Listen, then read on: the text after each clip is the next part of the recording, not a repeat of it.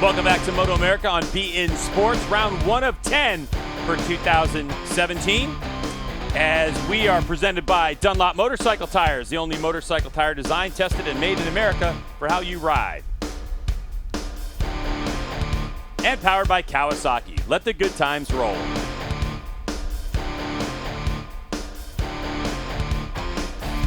So here's Garrett Gerloff, our pole sitter, at a 212.676 as we're getting ready to start our very first race of the 2017 season, and it's going to be Supersport, as we have a grid of 14 riders and a mix of riders as well from different countries and from the Superstock 600 class, which we'll inform you about a little bit more later on.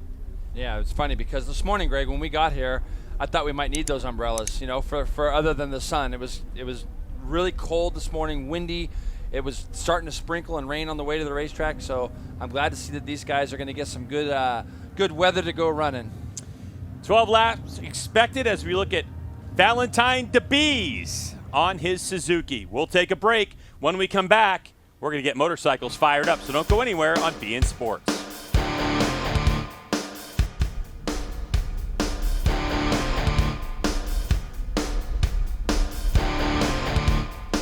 Welcome back to Circuit of the Americas in Austin, Texas, as we prepare for MotoAmerica Round 1 Supersport race. This is scheduled for 12 laps.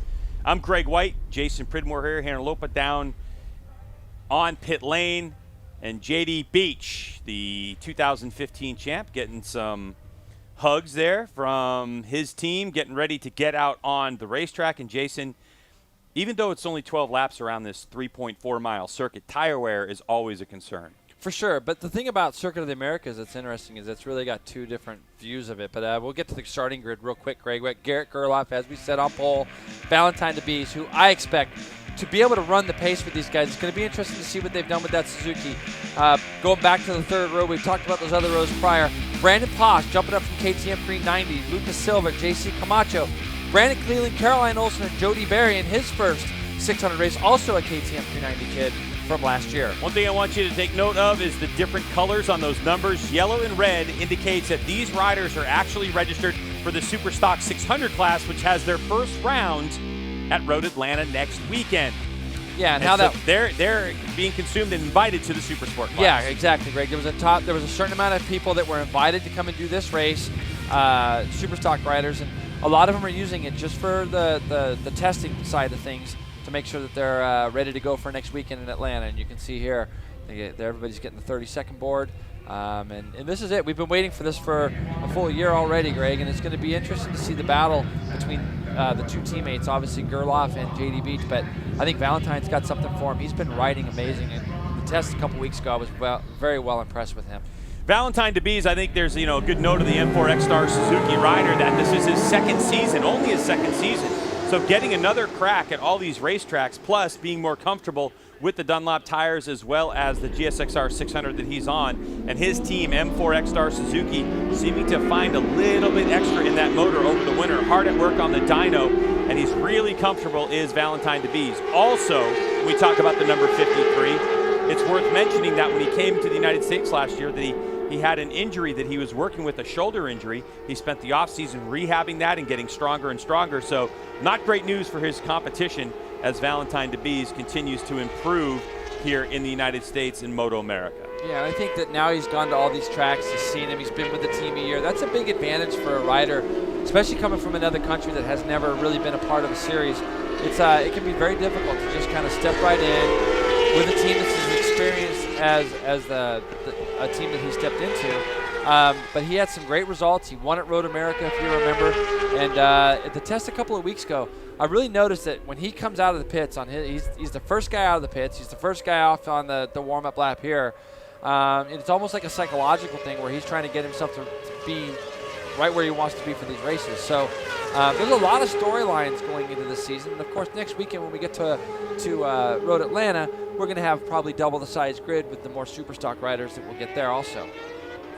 So you can see the distinction in number plates there of those Superstock 600 riders. Now, these classes race together during the course of the season, and if you continue to join us here when we get the Superbike and Superstock 1000, they race at the same time. However, with the class Supersport, it doesn't matter. You actually, if you're a Superstock 600 rider, you get points for both classes. So when Superstock 600 goes, they'll have their own points in their championship, but if you finish 5th overall in the race, combined with Supersport, you still get 5th place points overall in Supersport. So this doesn't actually do anything to the Superstock 600 championship, but it does do something for the Supersport championship in terms of getting a running order. Now, any rider who's in Superstock 600, they were allowed to come here 3 weeks ago and test, and if they showed that they were competent enough and quick enough to race in Supersport, they got the invitation. Everyone who did show up got an invitation, and they had the ability to come. There were some riders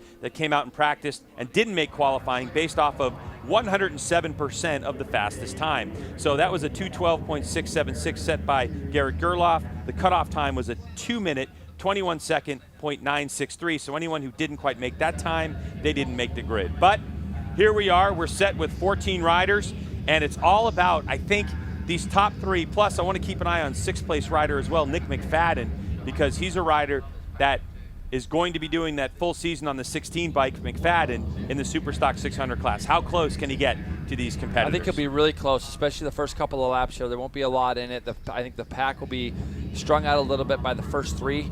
And then I think the battle for 4th and back is going to be really interesting. I think Daytona Anderson has shown a great speed this weekend. Brandon Posh went quicker in the test than he had gone so far this weekend. So here we go. So hold on to your hats, folks, because we're getting ready to go racing. It's round number 1, the first race of the season for the 2017 MotoAmerica Championship Supersport, and it's pinned, and we're off and running, and it looks like Valentine DeBee's got a good launch.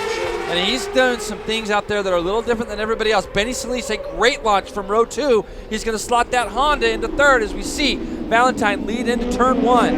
Garrett Gerloff back there in 4th spot, temporarily just behind Benny Solis on that Honda, but it's these 2 riders, JD Beach right behind him. So riders making their way cleanly through the first couple of corners, and here we go into the fast-flowing section, the beginning part of this racetrack. Watch Benny. He might try to do something here in the middle of this turn 5 here.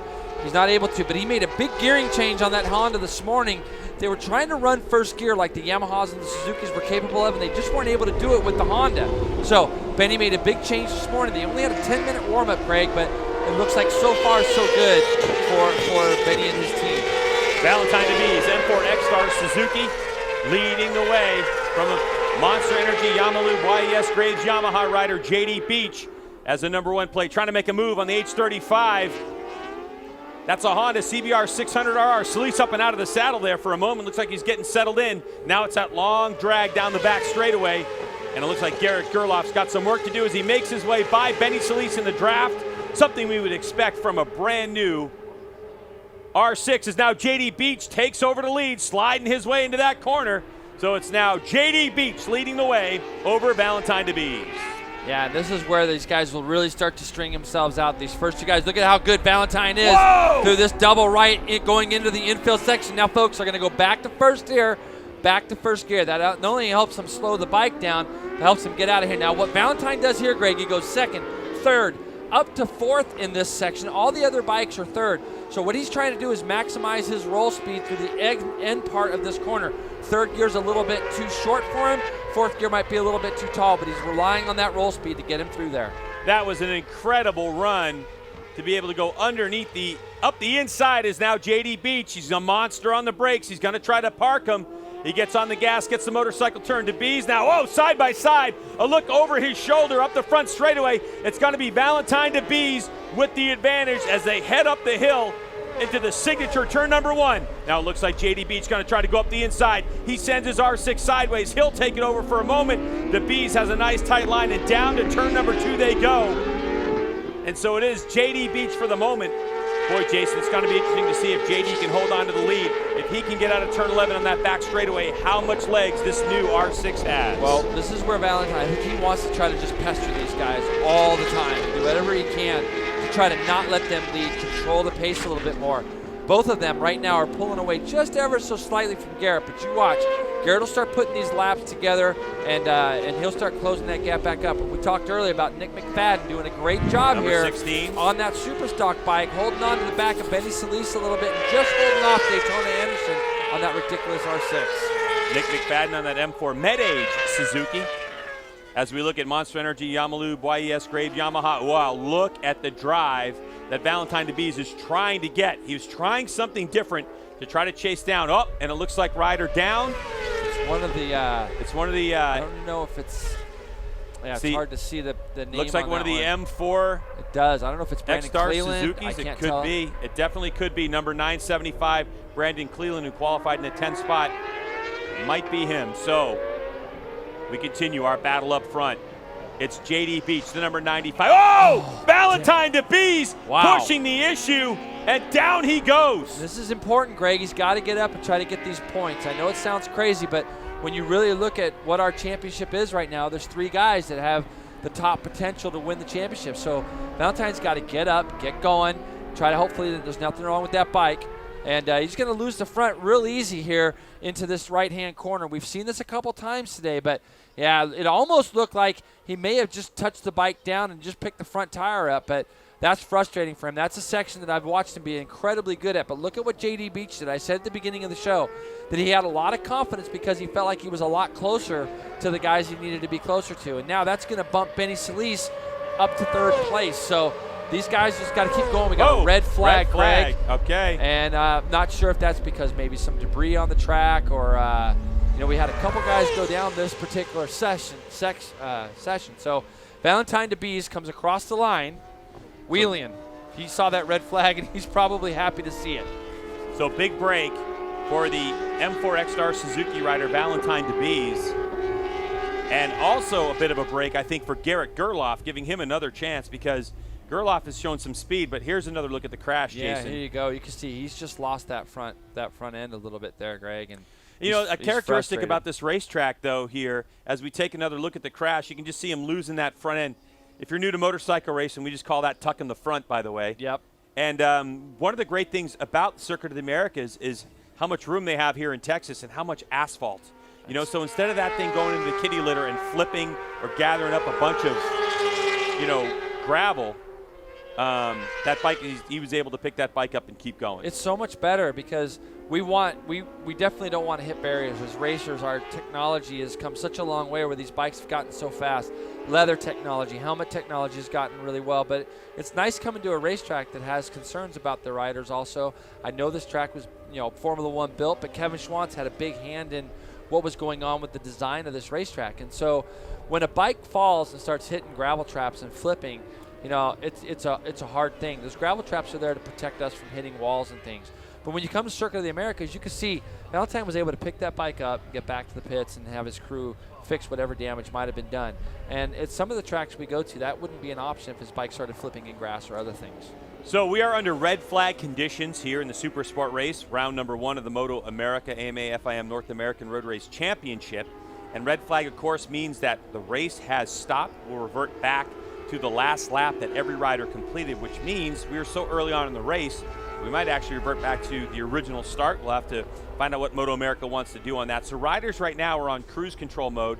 There's no racing allowed at this point. You can see feet are going in the air, hands will go in the air, signaling to the riders behind them that riders are coming in.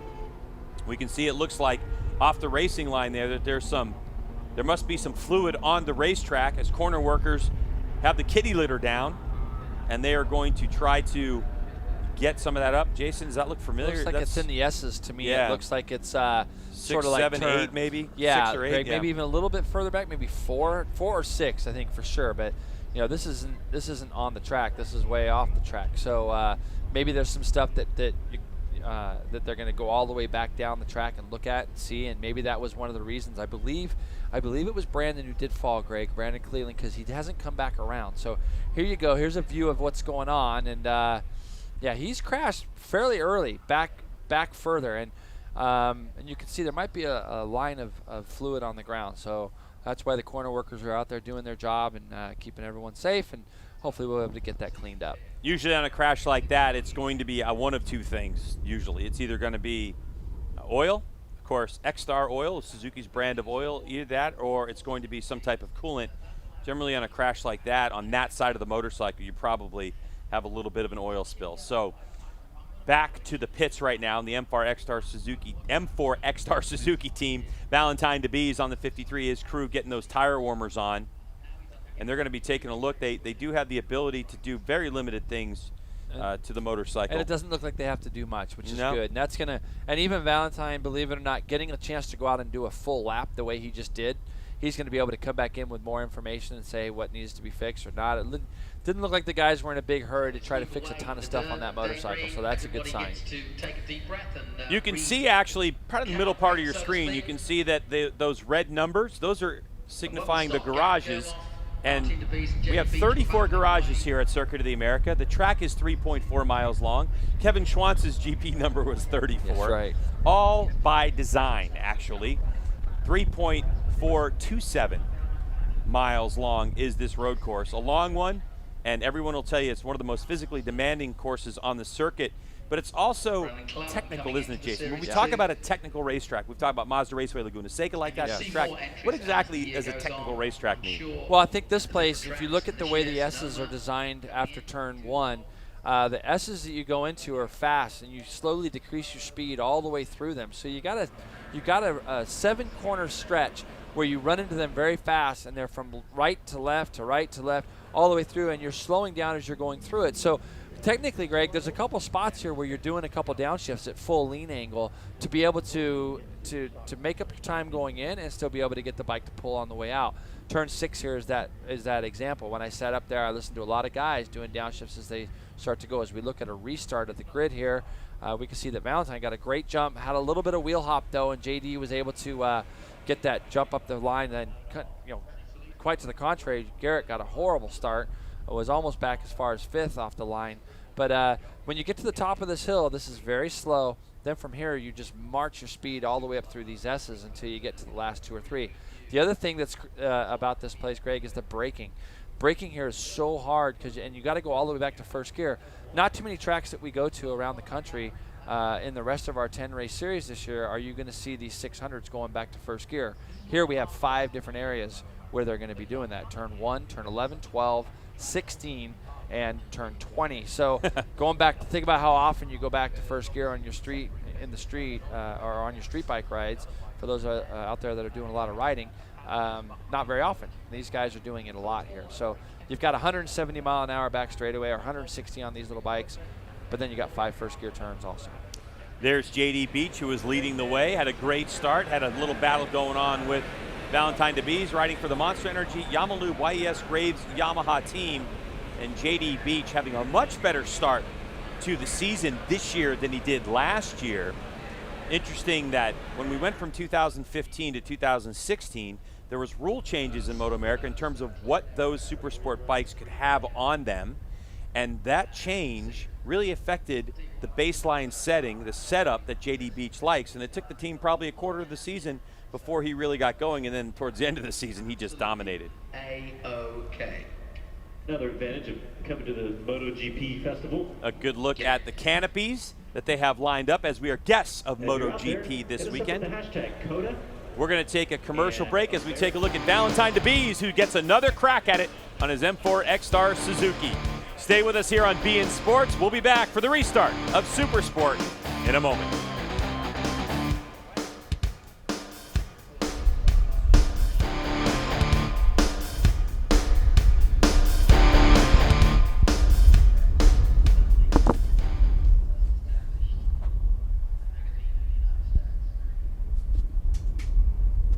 I cover for him anyway.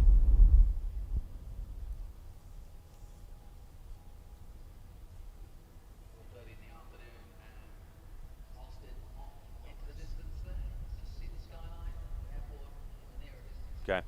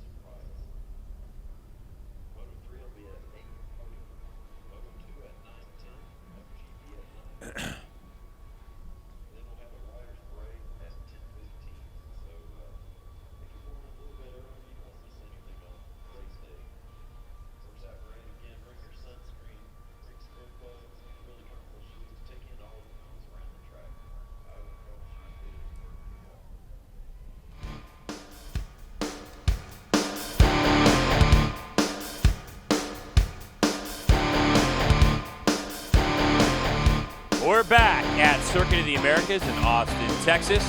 It is round 1 of the MotoAmerica AMA FIM North American Road Race Championship.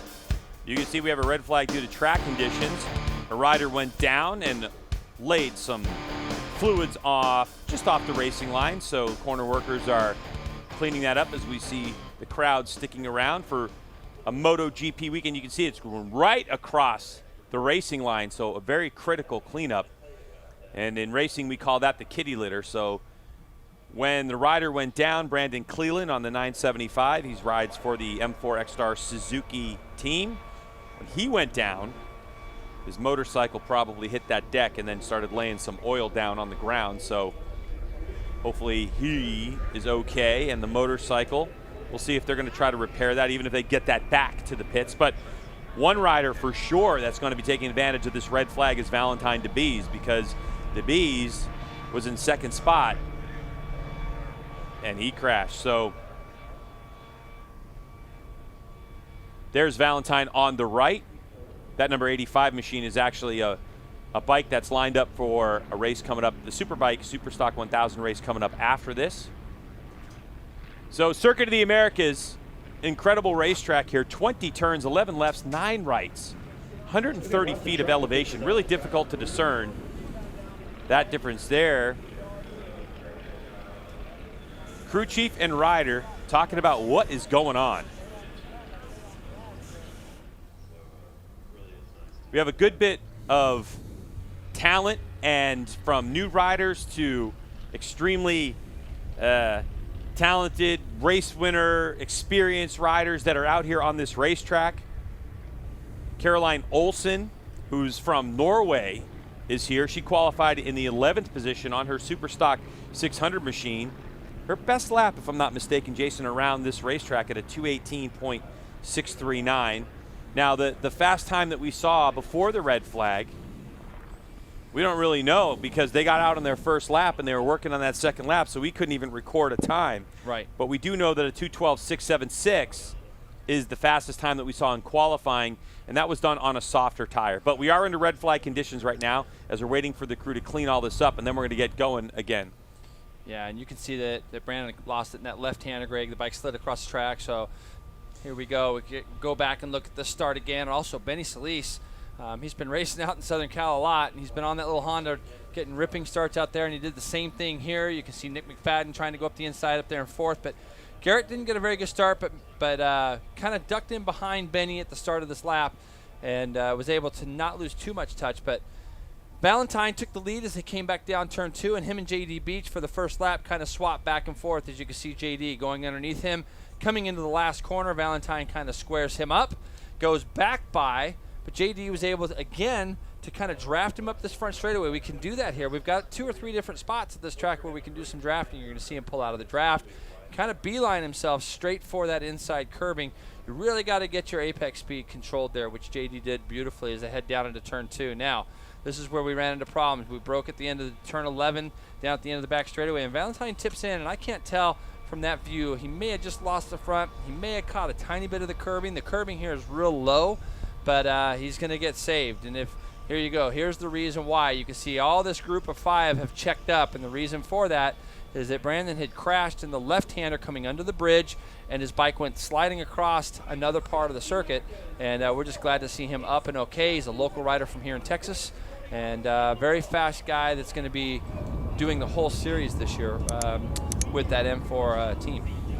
Fort Worth, Texas is where Brandon Cleland and his day is probably done in that M4 X-Star Suzuki. We have a couple other riders in the mix that are also from Texas. JC Camacho on the Alice Motorsports. He's on a GSXR 600. He's from Deer Park, Texas. And the reigning champ, Garrett Gerloff from New Waverly, Texas on that Monster Energy Yamalube YES Graves Yamaha. Now, Jason, this weekend has been extremely interesting because our normal race weekends, say Road Atlanta coming up is an example. We start practicing on Friday, Saturday, Sunday. MotoAmerica is the premier. That's why everybody shows up. And we share with MotoGP, though, it was a little different because these riders actually had to get out on track on Thursday for practice. Yeah, they did. They got to come out here and ride a little bit on Thursday, which is really unusual. So, you know, It's going to be great. I think Hannah has Valentine down there. Let's hear what he has to say. That's right, guys. I'm down here with Valentine DeBeese. Valentine, why don't you tell us a little bit about what just happened? I was pushing a little bit too much, and the wind changed compared to yesterday. So now I have to take it in consideration and change my line.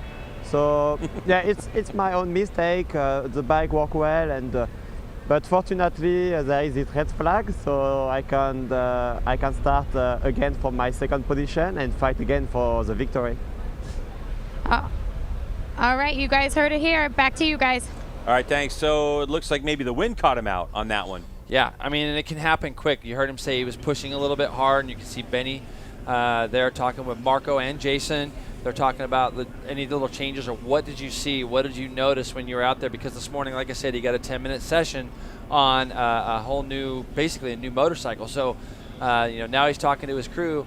I wonder if they're making any changes or not making any changes. But that's the advantages. But boy, Valentine really gets a second chance, doesn't he? I mean, yeah, all they had to do was one more lap, and he would have picked that bike up and still got himself back up to a decent spot to collect points. But now he's got the chance to go out there and try to win again. Valentine knows, too, what's at stake. Obviously, in race number 1, you think, oh, we have a long way to go in this championship because Supersport usually has 2 races per weekend.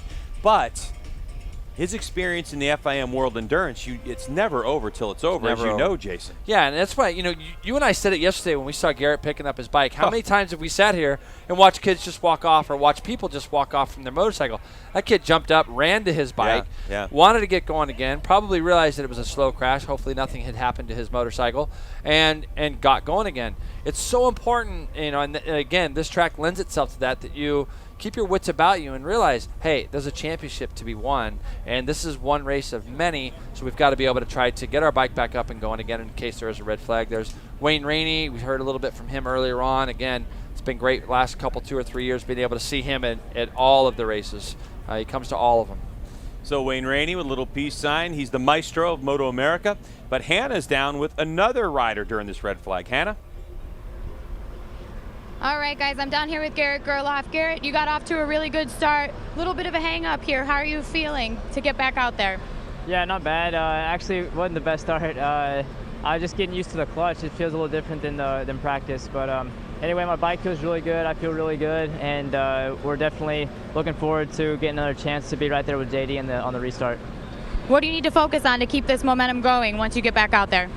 Just focus on hitting my marks and be aware of the wind change. It's a little bit different than earlier, and it'll blow you into a corner too fast or too slow, so just got to be aware of that.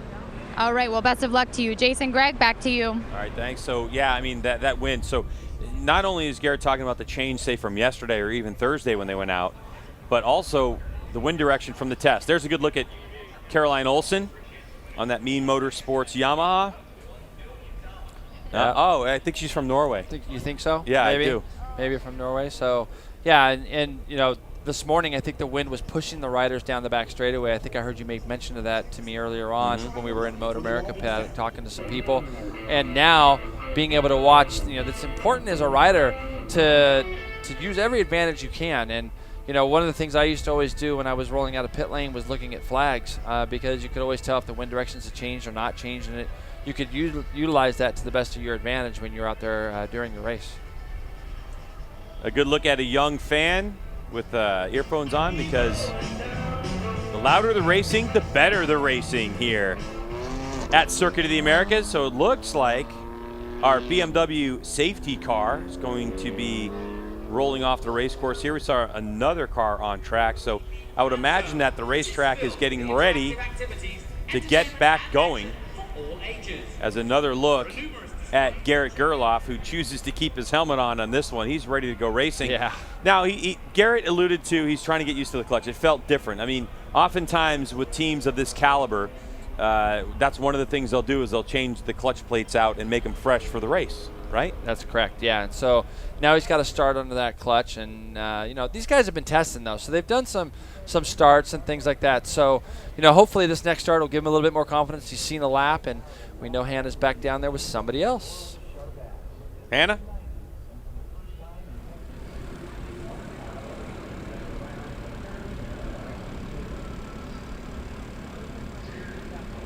All right, well, thought Hannah had somebody there, but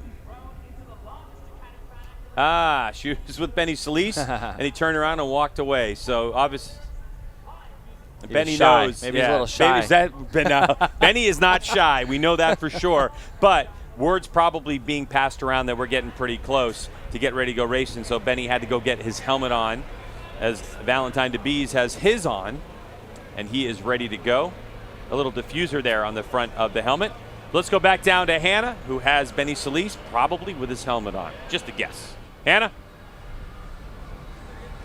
Down here with Benny Solis, we're getting ready to go back out on the grid. Benny, you were running fourth there for a while, only Honda on the grid. Tell us what's going through your mind right now. Right now, same thing as the first race. Just focus on a good start. We got a good start last time, so hopefully I can replicate that or maybe improve a little bit.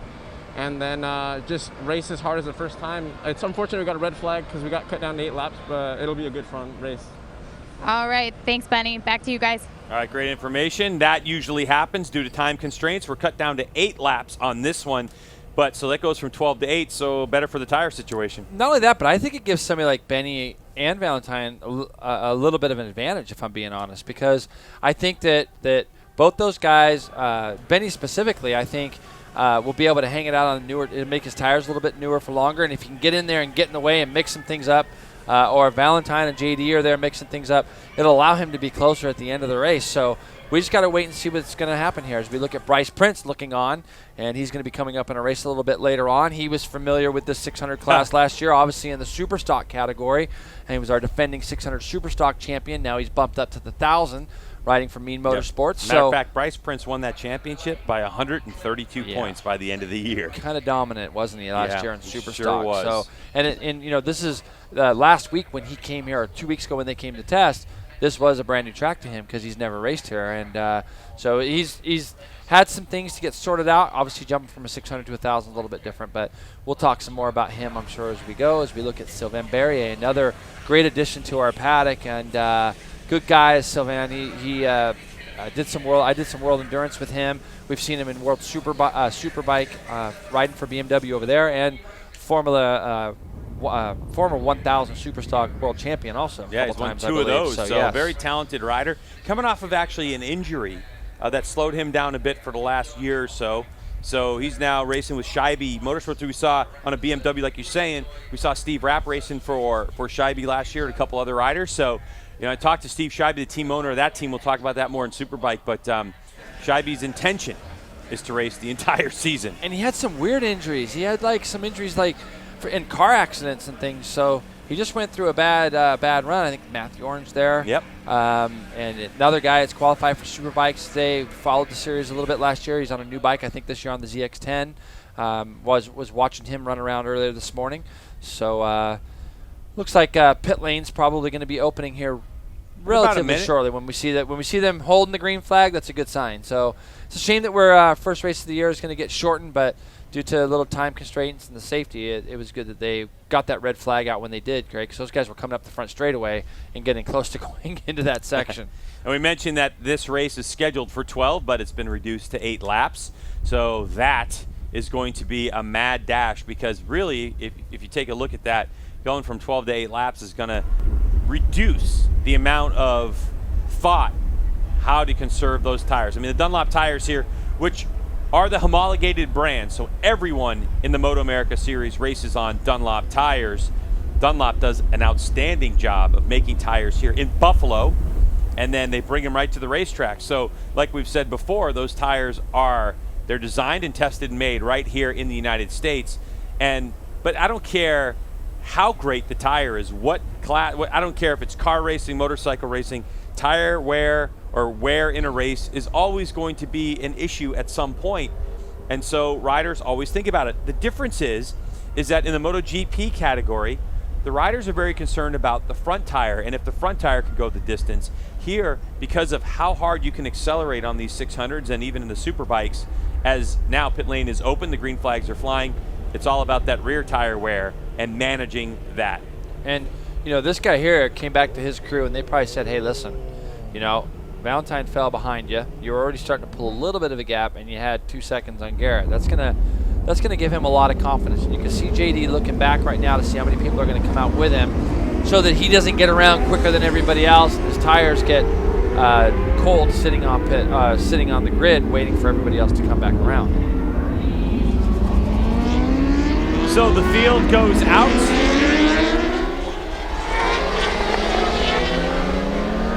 More than likely minus the 975 of Brandon Cleveland. We didn't see his motorcycle getting worked on down there on the pit lane. Original grid positions they will take. Great laps, you can see that scrolling on the bottom of your screen. And there the riders go through that kitty litter section. Now Jason, if you're a normal rider, someone like me who's not very fast, I mean, when you go through something like that, or how do you put that out of your head that kitty litter's out there? You literally have to go run through it, and you saw a couple of the guys run through the paint on the right, but that stuff was still there. A couple of the guys were using the paint to go through that section, but you've got to kind of trust it and hope that it's dried up a little bit. That stuff works amazing, by the way. A lot of people don't know how good that stuff really works, but if you go out and you run through it, and of course, the good news is it's kind of a one-line section through there, so it's gonna get cleaned up pretty quickly on the line, and I think probably by the Superbike race we hardly will even see it. So starting from pole position yet again is going to be Garrett Gerloff, who gets a second shot at that clutch.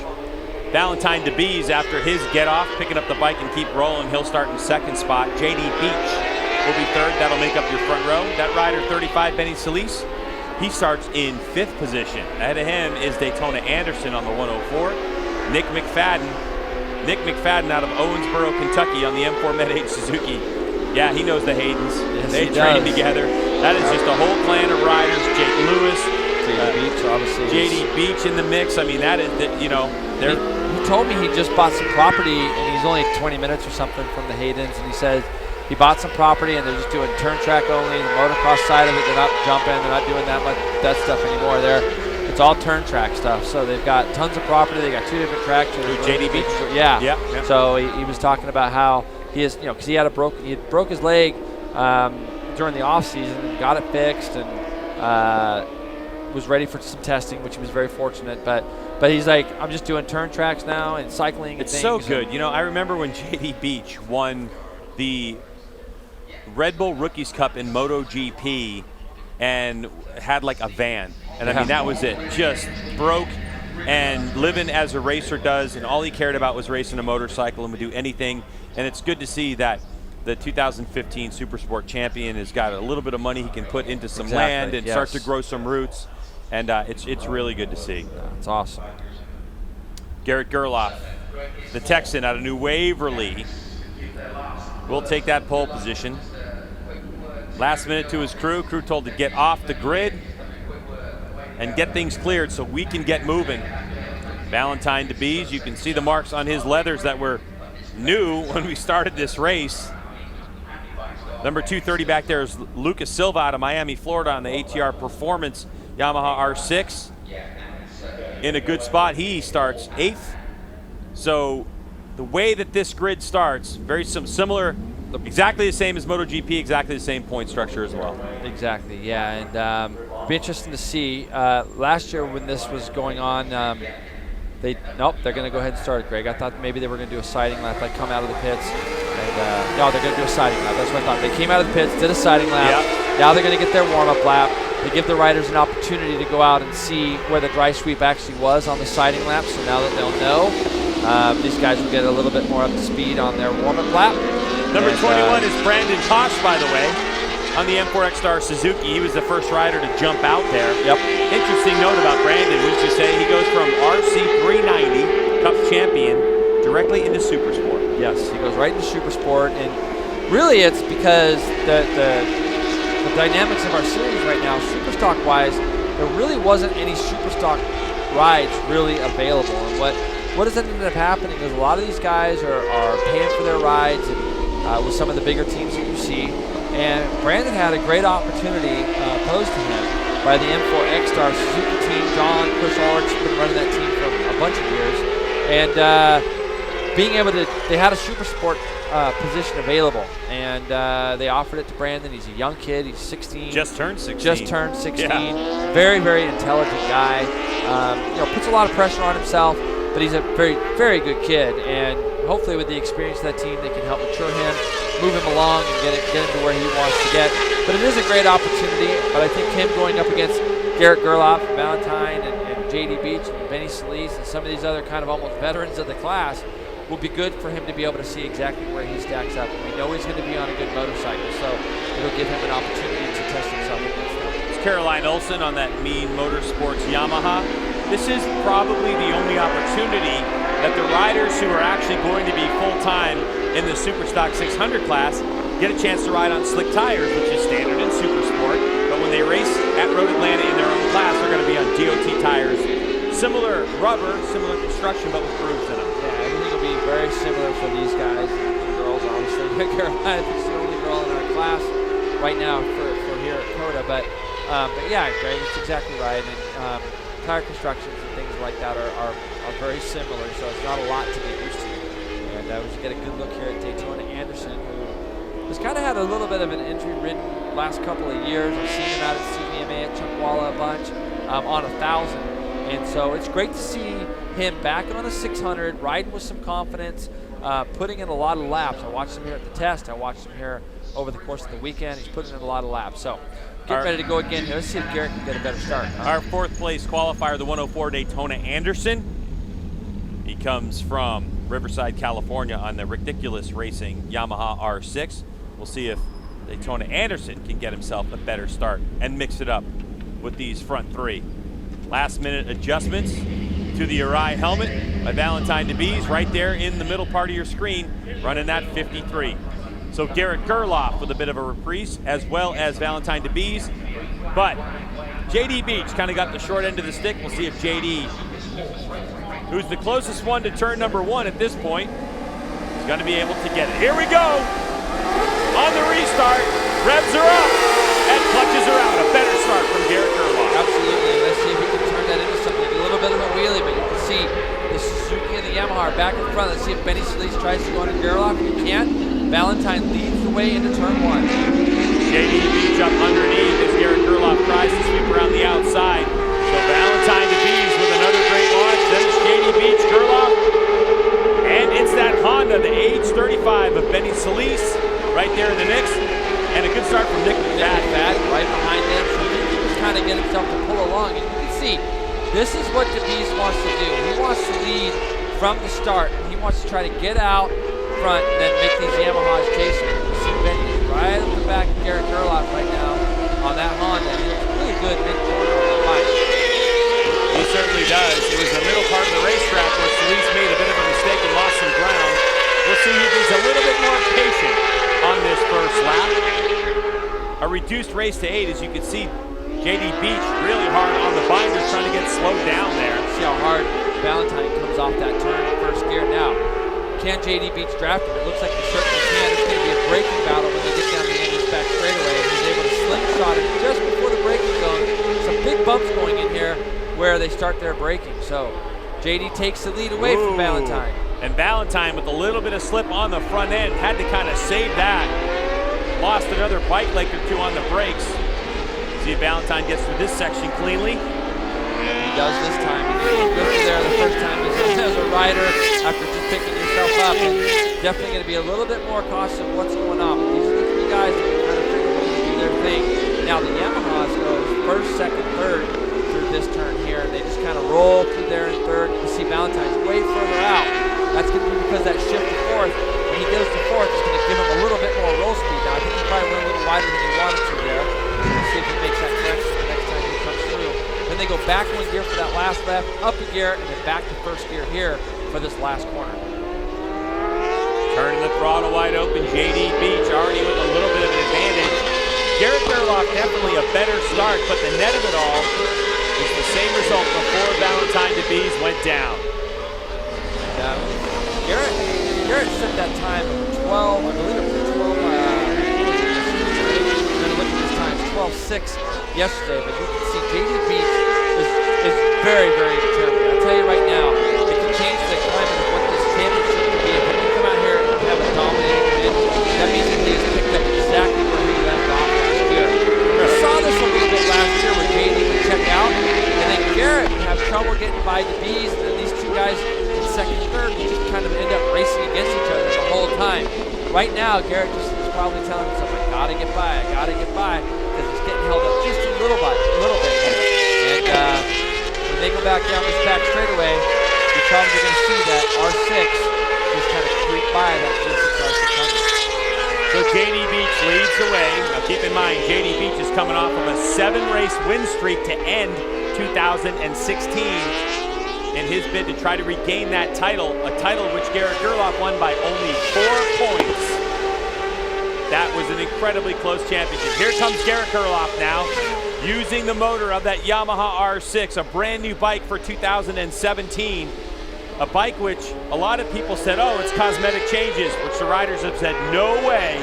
There's a lot of different stuff in different fields. Just the way the bike sits, it looks like you're sitting in this R6 a little bit more than the old one. It's the common thing that I've been hearing a lot. You can see Valentine's going to try to square Garrett up here. Oh, up That's the inside. This is what he wants to do. The fact is he just can't get close enough to JD to do that. Now, he goes up to 4th. Let's see if he goes out quite as wide as he did the last lap. See this, Greg? He didn't go out quite as wide as early. So he controlled that mid-quarter pace just a little bit more. But this is what he wants to be able to do with these guys. And this is going to be a hard track for him to continue to do that.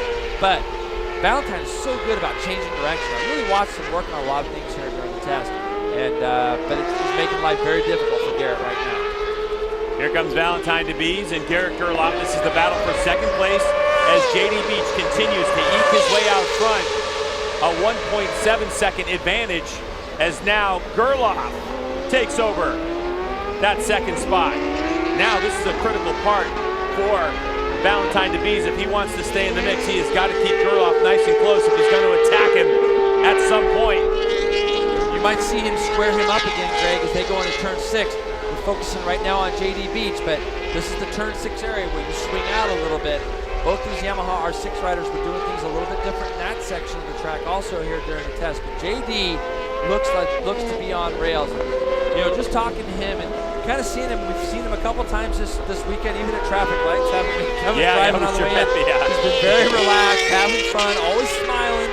And now we're going to see if Valentine can do anything to hold on to the back of that R6 as they get ready to go down this big, long straight again. I'm going to be paying attention to the 3rd and 4th splits just to see if Garrett can close up at all. JD Beach leading the way on that Monster Energy Yamalu YES Graves Yamaha. His teammate Garrett Gerloff is now starting to shake M4 X-Star Suzuki's Valentine DeBees ever so slightly, and now he's got his sights set on his teammate. But the problem with JD Beach is that after such a long layoff that we had no racing after the season ended last year, JD Beach really has continued in race form, because in testing, it looked like JD Beach might have been off the pace ever so slightly, but it looked like the hard work from his Monster Energy Yamalu YS Graves Yamaha team to get him back up to form. Some guys are very good testers, some guys aren't very good testers, you know, and so somebody like JD just kind of looks like he works with his crew chief a lot. He was telling me that it was almost good that him and his crew chief Mike Canfield had some issues last year. It felt like it almost brought them a little bit closer together to try to get the situation sorted out. Once they got that sorted out, you saw what they did with that. Now, the fact is they've come in off an off season with a brand new motorbike. They've probably diligently worked at things together, and by doing so, learned a lot last year to help put this new bike together even better to make him even more comfortable. The lead has grown to 2.1 seconds. It's JD Beach over Garrett Gerloff, Valentine DeBees. Left part of your screen, we're going to go through that. Benny Solis holding on to 4th. Nick McFadden on his Superstock 600 machine in 5th spot. Daytona Anderson 6th.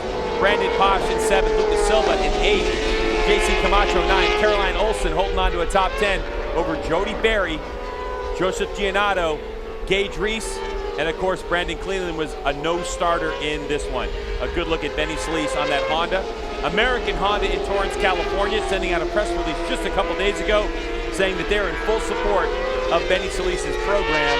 And that was good to see as we've seen Honda jump back into the MotoAmerica series in this class and Superbike. As a good look at Owensboro's Nick McFadden. Yeah, great to see Nick. Well, here we go. So Valentine has been doing his work again while we were looking at some of the other riders. He's been giving Garrett a hard time. And this is what we saw. I remember at Laguna Seca last year we saw a lot of this. Look at that Suzuki. he's able to draft that Yamaha. And don't be surprised to see Valentine pull out at the end of this straightaway and go past Garrett. Let's see if he can do anything with him. Garrett's very late on the brakes. Valentine's sneaking up underneath him. There he goes. So Valentine to Bees, if he gets that motorcycle turn, he does. He takes over that position. I think maybe, Jason, that Garrett Gerloff might have been a bit surprised by the legs of that Suzuki because Gerloff earlier on was so easily able to draft right past him. And this just messes you up so much, especially if you feel like you're the faster rider and you can't do anything. That turn there that you saw Garrett carrying a lot of roll speed through the middle of there kind of messed him up on his exit. But that was the turn. That was the turn yesterday he tipped over in. And here you go. This is going down into turn 11. Valentine runs a little bit wide. Garrett turns it up underneath him. But now it's going to be a matter of Valentine coming out of there in first gear, going all the way through the gears, getting in the draft, and then being able to pull up alongside of him. You can see both riders frantically getting back down to first gear. You know, that's funny you say that frantically because I noticed that Valentine got into first gear a lot quicker. There was a late shift by Garrett Gerloff. That might have been a little bit of a difference there, as Garrett Gerloff was late getting his motorcycle into the gear he wanted to let that clutch out and get it under control. Gerloff hasn't lost much as he's rear tire to front tire now with Valentine to Bees, as JD Beach continues to eke away now the margin, 3.3 seconds last time they came by the stripe. And a 2:12.7. He's the only guy in the 12s consistently, Greg. You know, you got to feel for a little bit for Garrett, but Valentine and Garrett have this tendency to get in each other's way a little bit, and that's exactly what's going on. But Valentine's right in a tremendous race. I mean, this guy picked himself up off the ground not too long ago. Let's see if Garrett tries anything to this next right. All through here is pretty much, if the roles were reversed, Valentine would be following Garrett like directly. Well, that kind of begs the question. I mean, these two riders, I'm sure, are trying to figure out one of two things. How do I bridge the gap to get to JD Beach, but also how do I keep this rider behind me? And it really works in JD's favor if these two riders keep battling, because when you're battling with another rider, you always lose a tenth or two or a second or whatever. No question. You can see Garrett's going to get a big draft here. He's going to get slingshot along, different than Valentine had before. You see how that slingshot works? Now he's going to be able to put himself in that position to go underneath Valentine. Is he going to be able to hold his line? Valentine's already trying to set him up on the exit. You can see Valentine was trying to set him up. He's not going to get up quite close enough. And he's probably going to have to give up that position or turn it back underneath him here. Let's see if he's able to do that. Look at this move. Valentine to Bees looking through the corner. Jason, you called it. So Valentine, he really set that up like two corners earlier. Yeah, he set that up at the end of the back straightaway. They're just kind of turning and returning underneath each other there at the end of that back straightaway. And you see Valentine through here. Coming out of turn 16, it seems like Garrett can't quite get off there as good as Valentine does. But this guy up front, just doing his work. He's just kind of going along, plotting along, putting in his laps. Garrett has to know now that him catching JD isn't even a possibility if things keep going the way they are. Now he's got to start planning his race from the end to try to minimize any bad extra result that he could get and try to get that second place. But Valentine's going to fight him all the way to the end. So JD has backed the pace down ever so slightly at 2:13.1 versus a 2:12.6 his fastest. We're only talking about a half a second difference on that one as we have a look now at the 35 machine of Benny Solis. Solis putting in 2:15s in the mids. There's fifth place Daytona Anderson. Anderson clocking 2:15 in the high right now. So Anderson trying to find an answer as he has Nick McFadden now right behind him. McFadden, of course, on that super stock 600 machine. A little different configuration in terms of Supersport. Same motorcycle, but what you're able to do is different. Yeah, and actually I think Nick was actually in front of Daytona last time we saw. That's right, he was. So he had actually made a pass. And I think when Daytona looks back at this race, I think he kind of got balked in at the start there, and that kind of ran his race early for him. Didn't really get the best of starts. I've seen him this weekend run behind Valentine. I believe yesterday he was doing 2:14s even a couple days ago. He qualified in 15 flat, but I saw him on a long run behind Valentine. Here you go, battle for second again. And Garrett's not going to be able to do anything with Valentine as they get into the turn 11 section here at the end of the back straightaway. Whoa! Whoa, a really late downshift for Garrett Gerloff. It looks like he had that bike really deep on the brakes and almost colliding with Valentine to Bees. So Garrett Gerloff just using the Yamaha R6 in a different way, where Valentine's using his Suzuki GSX-R 600. we have a battle going on for second spot on the podium as JD Beach now have a 4.3 second advantage over these two riders. It's M4 X-Star Suzuki's Valentine DeVries over Monster Energy Yamalube YES Graves Yamaha Garrett Gerloff, the #1 plate, trying to defend that #1 in the first round of the MotoAmerica Championship in the Supersport class. And I would say, to be honest with you, this would be a harder track for Valentine. This isn't going to be one of his, like, say, best tracks for that Suzuki. So he's doing an incredible job even more, just doing what he's doing here to try to salvage his second place. You see they're heading up this big, long front straightaway. Garrett's going to just fall in behind him. He's going to have to follow him all the way through the S's again. Valentine comes out of here about half track the other day and just goes down this hill. There's a lot of corner speed through turn 2. Doesn't use up as much exit on the exit of turn 1 as some of the other guys. You can see the lines, how they're just a little bit different down through here. There's no doubt it's tire management time. And oh, by the way, I just have to say, last time by the stripe, JD Beach did a 2:12.9, only 0.3 off his fastest lap. So he is in a massive groove right now. As we look at Lucas Silva from Miami on that ART Performance motorcycle in 8th spot. Right behind him, you can see JC Camacho's there on a new ride for him on a Suzuki. We're used to seeing him on an R6, I believe, last year. We go back to this battle for second. And Garrett got a great run down the hill, is able to go past. Now, Valentine's going to get his best drive he can and just do the same thing he did before at the end of turn 11. He wants to just kind of pester Garrett. He wants to get in behind him and then try to do something with him at the end. Now, he's a little bit further back this time, Greg. A little further back. So, in the bubble is Valentine DeVries, choosing a different line. You can tell he wasn't really close enough to take that inside line. So DeVries has got to adjust his mind. This is what he does well, though. He's good at turning the bike in his next right-hander. He's going to try to get close enough. He's not quite close enough. So this could be the break that Garrett needed. If you could get Valentine to follow him through this little section, you can see Valentine's bike moving around a little bit, can't you? Especially on the rear when he got on the gas. He may have worked that rear Dunlop a little bit too much at this point. And Gerloff, of course, riding behind him, can see that. So maybe Gerloff felt it was time to strike, as he is pushing the issue right now to try to break the will of Valentine DeVries. JD Beach now 5.7 seconds ahead of this battle for second and third spot. Now DeVries looks up the inside for a go. Will think better of it.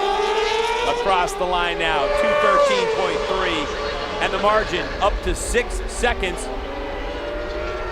JD's just not put a wheel wrong. It's almost unfair. We haven't got to watch any of it, but you can see how hooked up the bike looks. It doesn't even look like he's trying, Greg. He hasn't looked like he's trying this whole race, if I'm being honest. He's got a great start, just put his head down, and he's been able to do it 2 times in a row very, very convincingly. And it's going to give these guys something to think about next week. The only good thing is they've only got a week to think about it. White flag out on this one, so this is the final lap as Valentine DeVries has got to figure something out.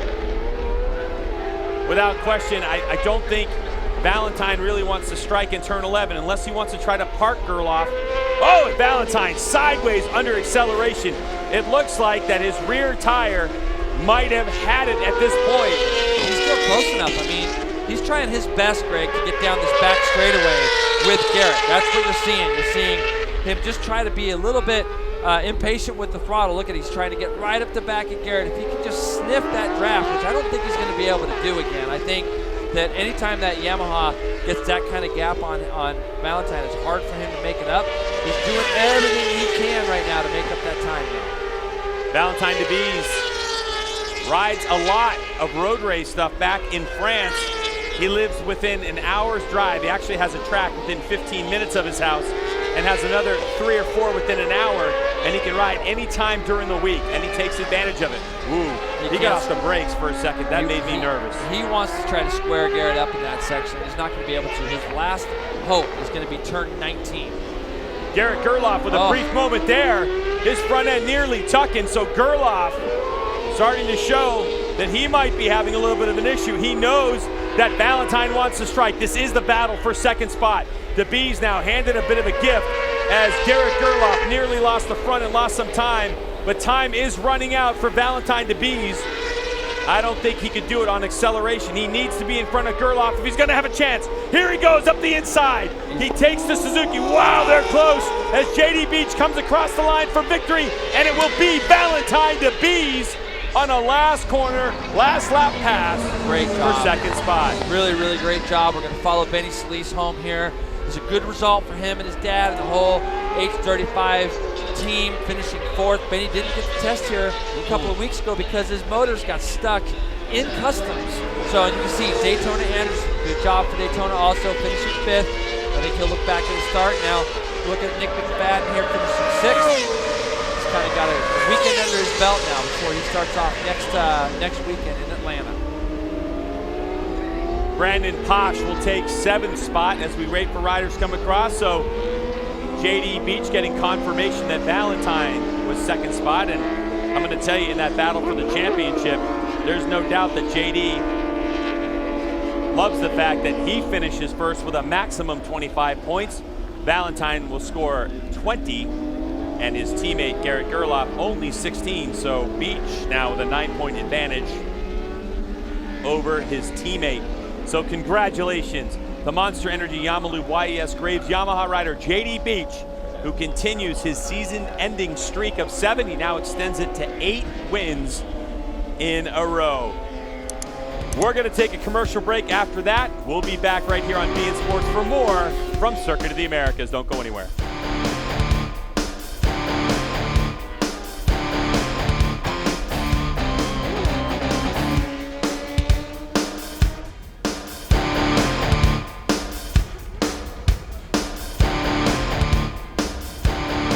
First Supersport race of the year is in the books here at Circuit of the Americas. The MotoAmerica AMA/FIM North American Road Race Championship. And down in Parc Ferme is JD Beach, who just got there. Of course, this is a long cool-down lap, no question about it, with 3.4 miles. Not the longest racetrack we have on the circuit, but definitely one of the longer ones. As JD Beach being congratulated by his team, friends and family as well. What a great race for 2nd spot, though, as JD Beach's margin of victory will come out at 4.9 seconds. So you can tell JD with a 2:14.649 definitely put it on bring it home mode on the last lap, JP. No question, and very rarely do we see lap time that is going to be 0.6 quicker than the next. So JD was just running in the 12s a lot during that race. He went 12.6 as his best. The next best we see is Garrett at a 12.9. So sorry about it's 0.3 there, but to Valentine's best was a 2:13.2. So it just goes to show, with a little bit of strategy and a guy who's really determined like Valentine is, he got his year started. He was on the deck at one point. He was on the ground at one point. Yeah, not too long ago in this race. He was got 20 points. Yeah, he certainly did. So a lot of resolve and experience on Valentine DeBee's part to bring home his M4 X-Star Suzuki into 2nd spot.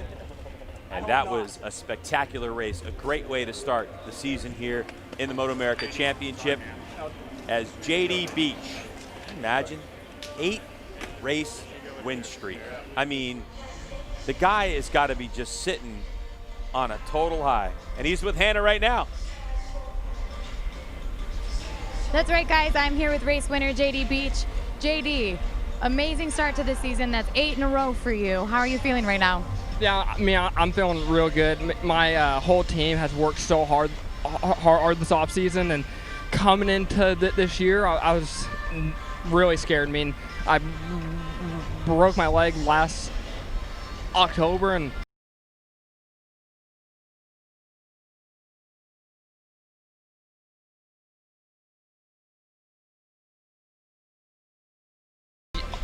my whole team enough. I mean, I just don't got any words. I mean, I wasn't expecting this, and to come out and win like I did just feels great, and to start the year off like this is awesome. But I mean, it's still a long year to go, and we're just going to keep fighting. All right. Well, we're looking forward to watching you this season. Best of luck to you, JD. Back to you guys. All right, thanks. Well, yeah, I mean, that's got to be a scary thing. When you injure yourself in the offseason, JD's never had to come back from that. And so I think that this really is proving something to himself and his team about his results. So great job by the 95 and that Monster Energy Yamalu YES Graves Yamaha team. And of course, fist in the air. I mean, the greatest feeling in the world is when a racer is able to bring home a race win for his team and doing it in fine style. So congratulations to JD Beach on that dominating performance. And the thing is, Jason, is he did it twice. He did it twice. Yeah, and he's really set the standard, and you can't win them all if you don't win the first one, as they say. So right now he's on a run, and you wouldn't be shocked if he kind of started just dominating like he did last year. So here's a look at the results. It's JD over Valentine and Garrett. You can see that battle was a great one, close, 4.9 to 5.4. Benny Solis all alone in fourth spot. Then Daytona Anderson had to reel in Nick McFadden and pass him after that start. McFadden, though, the first of our Superstock 600 riders to bring it home. On back to Caroline Olsen. Caroline Olsen doing her fastest lap of the weekend here at Circuit of the Americas, on her way to a top 10 finish over Gage Reese, Joseph Giannato, Jody Berry, and of course Brandon Cleland, who went out, didn't start the race after he crashed his motorcycle in the first part of the race before the red flag, dropping some fluid on the racetrack. So a mix of riders from different parts of the world in the race, as well as manufacturers. And a good job by all, though, to bring it home and race in front of not only this crowd, but also the MotoGP paddock. Absolutely, yeah. Anytime you can win in front of them, you never know who's watching. So great job for JD Beach today. JD Beach, of course, has a lot of friends in the MotoGP paddock after his world championship back in the late 2000s. So we're going to take a break on beIN Sports. We still have the Motul Superbike class coming up. You don't want to miss that one. It's going to be awesome.